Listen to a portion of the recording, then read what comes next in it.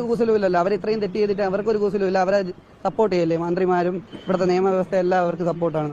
തലതിരിഞ്ഞ രാഷ്ട്രീയക്കാർ നാടിനെ സേവിക്കുമ്പോൾ നാടിന്റെ തലയെഴുത്ത് തേയും. അത് കേരളത്തിന്റെ വിധി. വാഹനം തടഞ്ഞു എന്ന് പറഞ്ഞു കഴിഞ്ഞാൽ ഞങ്ങൾ ആ വാഹനത്തെ ചേസ് ചെയ്യുകയും വാഹനം ഓടിക്കൊണ്ടിരിക്കുന്ന വാഹനത്തിന് മുന്നിലെത്തി ബലാത്കാരമായി അതിനെ തടഞ്ഞു വെക്കുമ്പോഴാണ് അത് തടഞ്ഞതാകുന്നത്.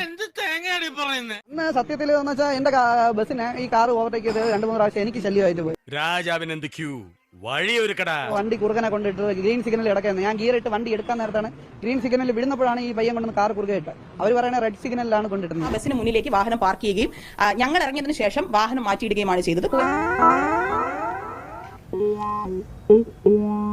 നന്നായിട്ടുണ്ട്. ആ വീഡിയോയിലുണ്ട് ഗ്രീൻ സിഗ്നൽ കാർ കൊണ്ടിട്ടിട്ട് പിന്നെ പ്രശ്നം വീഡിയോ എടുക്കണം എന്ന് കണ്ടപ്പോഴാണ് കാർ എടുത്ത് മാറ്റിയത്. ഞാൻ വീഡിയോ എടുക്കണം എന്ന് കണ്ടപ്പോൾ കാർ പിന്നെ എടുത്ത് മാറ്റി. ഞാനൊരു സത്യം പറഞ്ഞ് വിശ്വസിക്കൂ. എനിക്കത് ഓർമ്മയില്ല. പറഞ്ഞ MLA എന്ന് പറയുന്ന ആള് അവർ രണ്ടുപേരും എന്റെ തന്തയ്ക്ക് വിളിച്ചു. രണ്ടുപേരും വിളിച്ചു. ഒരാൾ കേസ് ആരെങ്കിലും ഒതുക്കി തീർക്കാൻ അങ്ങനെ ഒതുക്കി തീർക്കാൻ നോക്കിയാലും ഞാൻ കോടതിപരമായിട്ട് നീങ്ങും. എനിക്ക് അത്രയ്ക്ക് നാണക്കേടാണ് ഈ മേയർ ഉണ്ടാക്കി വെച്ചിരിക്കുന്നത്. നാട്ടിൽ നിൽക്കാൻ പറ്റാത്ത അവസ്ഥയാടാ മേയർ ഉണ്ടാക്കി വെച്ചിരിക്കുന്നത്. അത്രയ്ക്ക് നാണക്കേടാണ്. എന്താ വെച്ചാൽ അവർക്ക് നാണക്കേടാ ഇല്ല. തൊലിക്കെട്ടിയെന്ന് വെച്ചാൽ അപാരമാണ്.